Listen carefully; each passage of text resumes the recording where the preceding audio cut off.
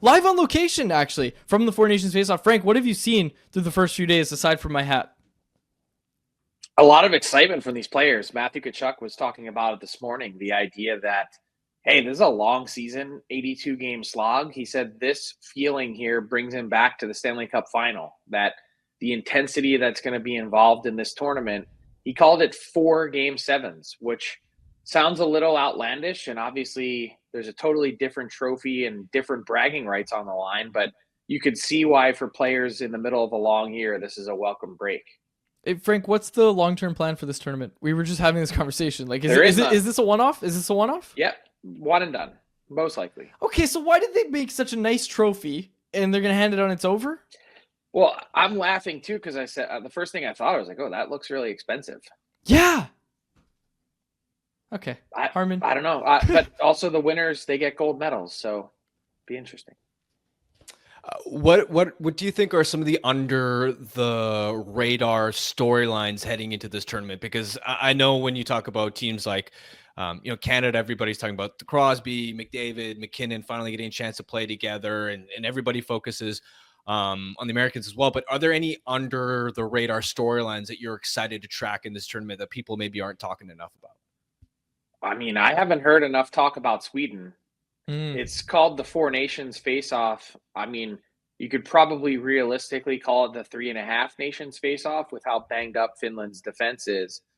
But everyone thinks that it's a foregone conclusion that Canada and the US are going to be meeting for the championship next Thursday night in Boston. And I'm just not sold that's the case. I think this Swedish defense core is arguably the best in the tournament. Like, you could make a real case that they've got the number one blue line. I'd still probably lean toward Canada with Cale Makar, but the fact of the matter is it's in question. And their goaltending should be pretty good. So can their forward group provide the offense necessary to compete with the firepower of the Americans and Canadians?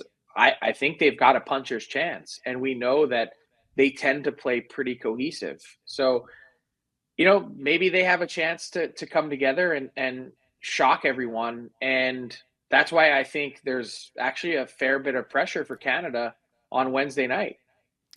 This is not about who has the best team.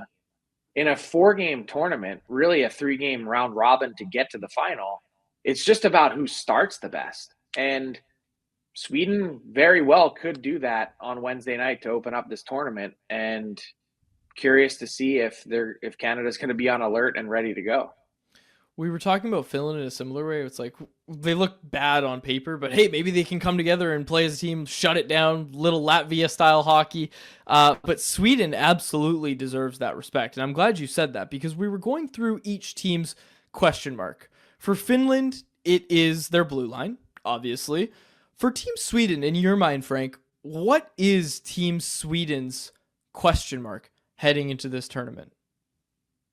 It's probably their offensive depth. Look, I think they've got the top end players, and I'm really fascinated to see Elias Pettersson take him out of the Canucks world and how crazy that's been this season, and put him with, as Mika Zibanejad was talking today, put him with guys that are speaking Swedish, talking in Swedish. They're having their meetings in Swedish. These guys haven't done this, some of them, since they were teenagers. So it takes them back, and maybe that allows him to break free. How concerned should Canadians be about their goaltending situation? Do you think it does matter a lot? Well, it's the clear fourth of four among goalie rankings in this tournament. That said, and frankly, I'll take it a step further. Like, if you were to rank all 12 goalies from 1 to 12, the advantage that the U.S. has over everyone else is pretty stark. Like, you would go Hellebuck 1, Ottinger 2, and you might even go Swayman 4, for instance. Like, they're that good. That said, I look at what they're likely to get from their goalies, and Jordan Binnington has been named the starter, that it's likely to be average enough that it's not hugely detrimental to Canada's chances. And a big reason for that also is going to be the name of this game over the next 10 days is going to be, can you get the puck off of Team Canada? Can you kill enough plays? Can you make enough stops in the defensive end to give yourself an opportunity at the other end? Because this Team Canada should have the puck a ton, and that should theoretically also really help out their goaltending as well. Frank, what'd you make of Quinn Hughes' decision not to participate in the tournament? Obviously, we heard it was a very tough decision for him to make. It's weighing on him a ton, but ultimately he's not there at this tournament.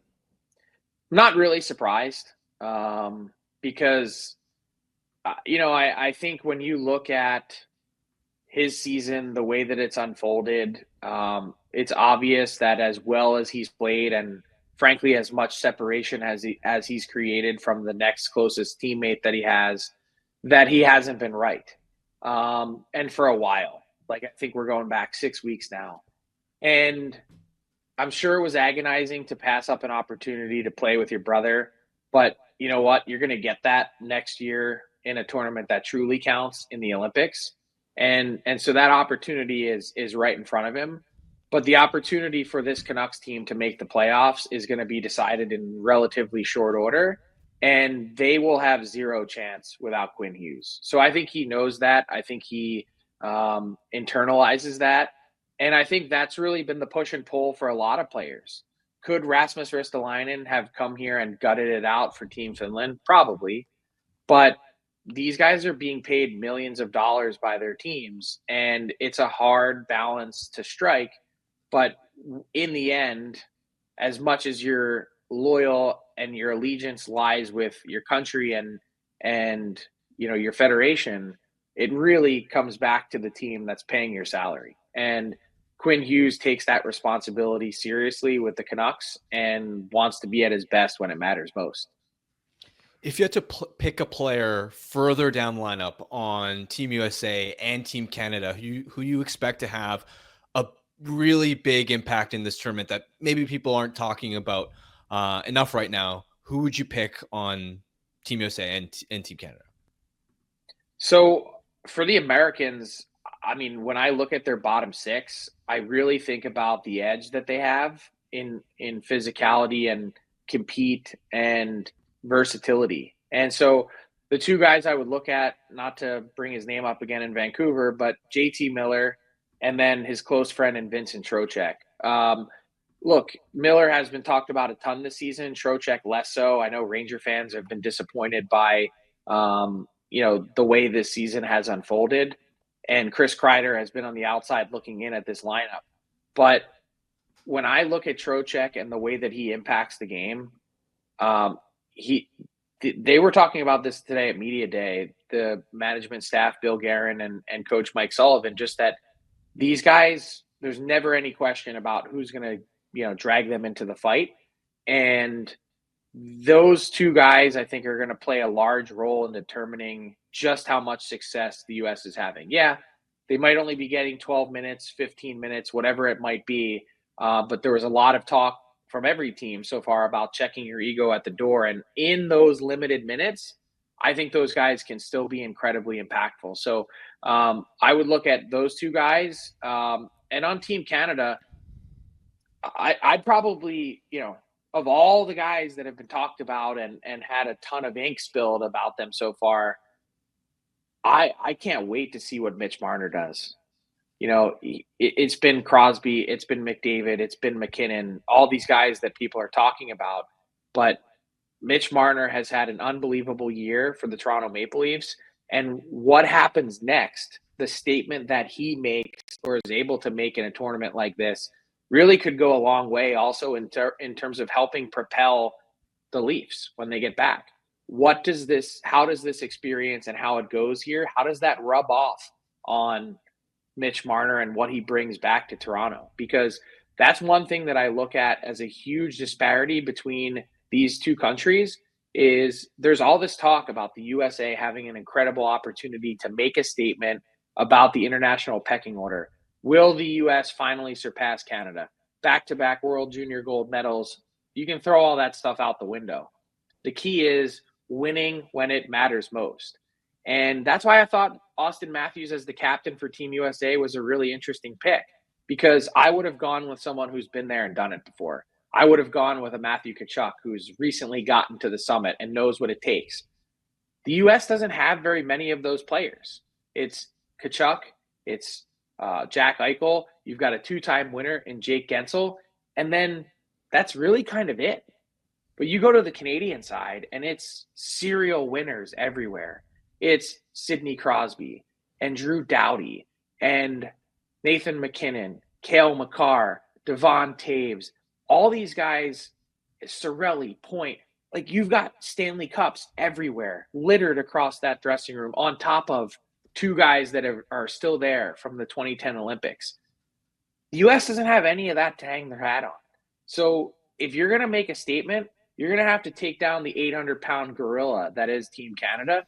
And that's why I know you asked me about, who could be a guy that people aren't talking about. Stick a Mitch Marner in that environment. They haven't won anything in Toronto. But does this help him? I love that. You just put that a lot better than I tried to. I was talking about earlier, like, I don't know if this Team USA team is going to be able to play like a team, but you put it a lot better than I did. Is there anyone from 2014 that's still on this team? Like, I don't think so, right? I'm looking up and down the lineup. There's nobody, right? I don't think so. They're also the youngest team in the tournament, which if you're looking at the star power and firepower that they have, again, probably bodes pretty well.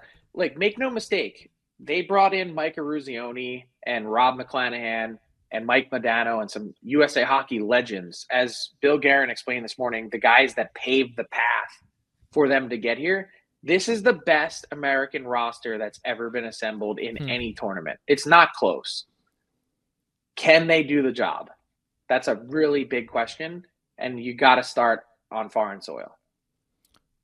Maybe Trocheck? Was Trocheck there in 2014? That's the only name I'm thinking. Don't think so. Nope. Okay.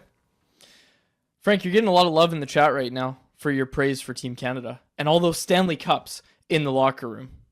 Well, I picked Canada to win. As much as I'm a proud American and flag-waving American, you got to beat the best to be the best, and Canada has been the best for way too long. Will they continue on? I think they're just as good as anyone else. Goaltending doesn't matter. Not to say it doesn't matter. It's just that all these things tend to even out. And I think they've got enough firepower and talent to carry them. So can everyone find the chemistry? It's the question that everyone's trying to find individually for each of their different countries. We've heard Rick Tocchet like right before the tournament. Obviously, he's on Team Canada's bench, but after that game that Elias Pettersson had against Toronto, where he played really well, he was asked about was asked about what he's hoping for Pettersson at this tournament. He said, just go have fun, and hoping that, like you said, playing with your countrymen can kind of rejuvenate you a little bit, and you come back a different player. Today, Elias Lindholm, his ex-teammate in Vancouver, said that after this tournament, he thinks Vancouver's going to get a different version of Elias Pettersson, that Pettersson's going to come back a much better player after this tournament. Do you think this could be a bit of a cleansing experience for players? Maybe. I mean, I think what it does have the ability to do, maybe not from a cleansing perspective, but a restoring perspective of confidence. If you can play at this level with the 1%ers of the NHL, it doesn't matter how talented you are. It doesn't matter how much money you're paid.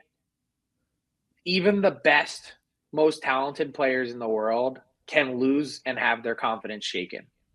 Doesn't matter the sport. Whatever it is, you see players get knocked down a peg, and if Tiger Woods, or pick the elitist of elite athletes of all time, can have their confidence shaken, it's obviously entirely possible for Elias Pettersson.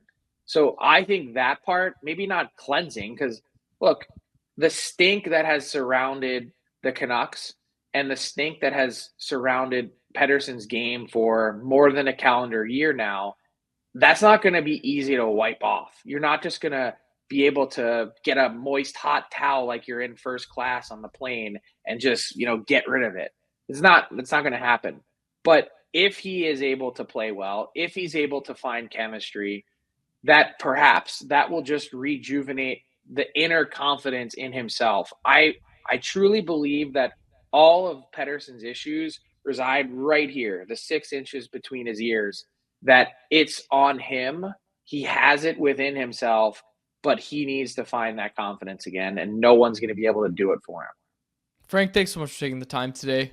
You are live every day from February 10th to 20th at Four Nations. Are you live at the same time every day? I feel like I've noticed some different 12 times. noon Eastern. We just did one special preview show last night. And we've got a ton going on here. So give us a follow, give us a like on the Daily Faceoff YouTube page. Don't miss it. And we've also got some post-game shows. We're doing some live post-game shows, including tomorrow night after the Team Canada game. We're going to be covering this wall to wall like a blanket. And we got 7 people here in Montreal from Daily Faceoff. And we're excited to give you what you want. Better ad read than I could ever do. Frank, thanks so much for taking the time today. Have a great week. We'll talk to you soon. See you guys.